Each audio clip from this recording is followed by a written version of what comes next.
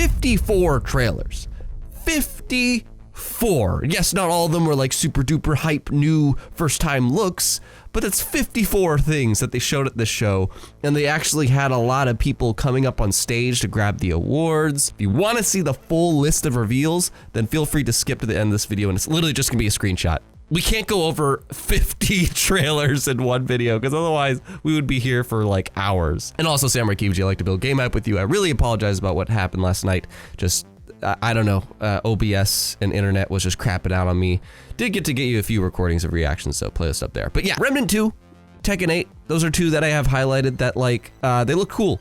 I kind of wish Tekken 8 impressed me a bit more, but really the first thing of the show that was like, what the heck is this, is Viewfinder, which I think is supposed to be a VR game, but it reminds me a lot of Superliminal. It is Superliminal, almost like a sequel. I almost wonder if it's by the same team, just having all these crazy ass perspectives to try to figure out how to get through the world. And that was followed by an Among Us hide and seek, which I'm looking forward to playing with the patrons tomorrow. And it's just cool that that's no longer an honor system game. Then we got a trailer that is another highlight, Replaced. This game has some of the coolest looking art direction I have seen. It's that 3D Octopath Traveler, you know, it kind of kicked off, but there's something about it that just really looks gorgeous. The music was gorgeous. The music throughout this entire show was fantastic. But yeah, Replaced, I'm glad that it's still on track to release in 2023 because of the crazy stuff going on there. Hades 2. This isn't one of my highlights, but I just wanted to mention it because it was a big moment of the show. Because Supergiant, like, this is their first sequel, and they make banger after banger of games, but this is their first sequel that they're doing, and I think it's just because Hades did so great. So it was really cool to see that get announced at this show. That is the show that recognized Hades for a lot of the talent that it has. But Judas was that trailer that you simply see from the creators of, and you are in. You are just in. From the creators of BioShock, and you can feel that. Even if they didn't say that, I would have, like, I would know it's not BioShock, but I would question, is this BioShock?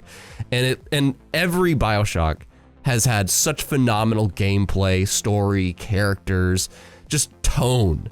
So this, of all the games that was at the show, I have to admit, this is the one that on a personal level, I'm probably keeping my eyes on. Well, there might be others actually, because, you know, there's Suicide Squad.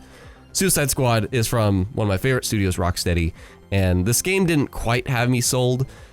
And then they have the most heartfelt moment of the show, potentially, which is Kevin Conroy, and it's gonna be his last role as Batman in a video game, and they record enough lines to do that, potentially. So that's kind of crazy, and that kind of makes me curious to have one last venture with Kevin. Disappointed to see Party Animals delayed to 2023.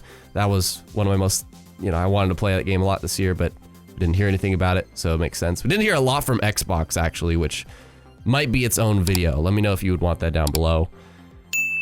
Star Wars Jedi Survivor. This game is looking great. It is just looking badass with the things that you can do. Respawn is just becoming one of those names alongside, you know, FromSoft and Rocksteady and stuff. They are becoming one of those names. Hideo Kojima, which that was at the show, Death Stranding 2. I didn't bring that up. Crazy, man. But Respawn is becoming one of those names. If you see Respawn, the game's most likely gonna be good to great. Like, there's no doubt. And Jedi Survivor is looking to be just the sequel to Jedi Fallen Order, which was a great game. And it's just looking cool, man. And Cal's looking freaking sexy with his facial hair. Like, and then following that, the creators of Celeste, we got a first look at their next game called Earthblade. Celeste was a masterpiece of an indie game. It is phenomenal in terms of its storytelling and its gameplay, its difficulty. There's so much about it. There's barely anything about it I had a problem with it. Great post game, oh my god. It's interesting though, because this looks like they are doing an actual Metroidvania, but the movement is a lot less than Celeste. The movement is something in Celeste that made that game so fun and like motivating to try to do it again and again and again. I'm hoping if Earthblade doesn't have that movement, it does look like they are diving into combat in this game, and I hope that they can nail it. Lots more stuff, like I said, there was Death Stranding 2, Meet Your Maker is a game that I'm really looking forward to seeing how that turns out. Dune Awakening, more Content for Genshin Impact, Nightingale Wayfinder, DLC for Fire Emblem Engage, which is, it's always very off-putting to me to see DLC promoted before a game. Diablo 4, have a release date for that. June 6/6. They tried to make it 666. That's funny. Devils, yeah. But June is going to be a busy month, man, as we'll get to with the Final Fantasy trailer. But another highlight that I have is Banisher's Ghosts of New Eden. This is apparently an action RPG or an action adventure or something like that from Don't Nod. If you don't know who Don't Nod is, it's the people that made Life is Strange. This is a studio that knows how to write. You know, they know how to write, and they usually try to tell emotional stories that you make decisions. But now they're transitioning to a game that actually has combat. And the little snippet of gameplay they showed afterwards, it's something so different for that studio, and that's why it's highlighted for me, because I like to see studios try to do something different to see if they can just, you know, make a good game, period, kind of a thing. It's like how we're gonna see Playground Games, the people that make Forza Horizon, be making a Fable game. So I'm really curious to see Banishers from Don't Nod and how that turns out. And Blue Protocol. You didn't get your Tales of game, but I'm telling you what, this is the next best thing. Because anime games are just not my thing. And anime games are not some people's things. But Blue Protocol had some colorful ass characters, some really colorful gameplay, and I'm using the word colorful as an adjective, as in just, there's a lot in it, it seems like. It seemed pretty hype, one hell of a hype trailer. Like, shout out to the editors this night, because there was a lot of great trailers put together. But yeah, this game just looks really cool, and I'm very curious to see more about it. And you know, I forgot, is it an action RPG or an MMO? I think they said that. I admit I missed that. There's a new Transformers game right after that, Reactivate. Very curious to see more about that. We got a Mario clip, more look at Warhammer 40k, Space Marine 2 or whatever, and that game just looks metal every time. And they gotcha, man. The biggest gotcha moment of the show. There wasn't no Mortal Kombat 11 or Joker reveal situation where the stage just kind of blacks out. But the closest thing was Crash Bandicoot coming out. An actual mascot outfit that we haven't seen in ages. So that was cool to bring back the member berries. But I admit, the second you hear the whatever his theme, I really thought for a hot second it was Banjo. For just a millisecond, I was like, no. that's what we want. But Crash Team Rumble.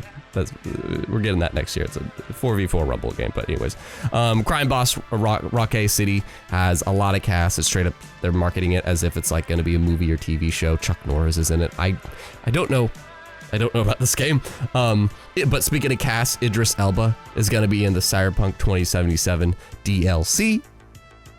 So that's pretty cool. That got a little bit of a reaction out of me. And the two biggest, like, they ended the show on bangers. Showing the next FromSoft game is Armored Core 6. And I admit, I'm pretty sure I haven't played an Armored Core game. There was one that I thought it was Armored Core, but it's not. The thing about this that's super cool is that FromSoft has been kind of stuck in the Souls-like games. And I say Souls-like as in the Dark Souls style. I'm not saying like the gameplay, I'm saying like aesthetically that style, making these grim warriors and medieval and fantasy, or you know, that kind of a game with Dark Souls, with Sekiro, with Bloodborne, with Elden Ring. They've been in this Demon Souls. They've been in that kind of a genre for a long time, and it's really cool to be able to see that they get to go back to their roots.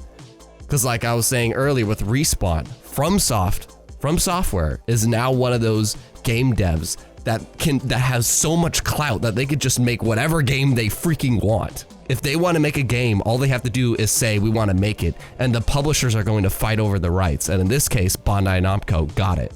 So it's really cool that they get to continue one of their OG franchises, and somehow it's coming out next year. And I'm really curious as like just a robot game, because I feel like there hasn't been a great mech game of some kind in a long time. We've gotten good ones, but great ones, if anybody can do it, FromSoft has that clout. And they end the show with Final Fantasy 16. The last trailer was better. This trailer was still dope. It showed a little glimpse of kind of everything. I was like seeing the kind of story stuff and a little snippets of gameplay, but this one had a good balance of everything. And the idea of transforming into the Aeons, the spirits, whichever you want to call them, they are dope. As Diablo and many other things, this has a June release date. So June's gonna be popping next year. Brace yourself for June, man, because you're gonna have to make some tough choices. You're gonna have to make some tough RPG choices, man.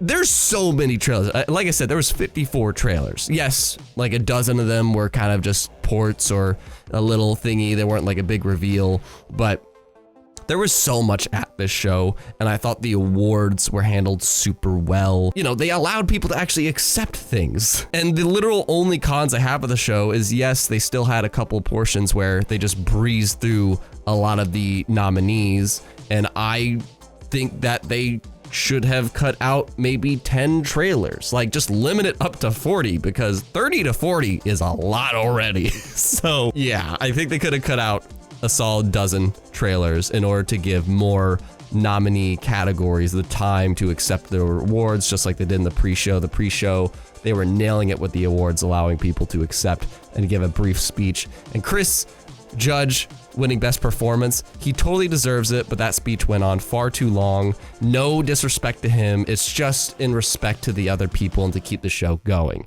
And of course, the last note, Bill Clinton. All in all, like on screen here, you could see the list of reveals. It's not fancy pantsy, but just literally there's so many things to go over, and that's where, you know, the comment section comes into play. Why was Xbox a no-show when Nintendo showed up a teeny bit, PlayStation showed up a teeny bit, but no-show Xbox? Why? We might talk about that in another video, so subscribe and give your grade at the Game Awards down below. Don't forget to be geek, be proud, be awesome.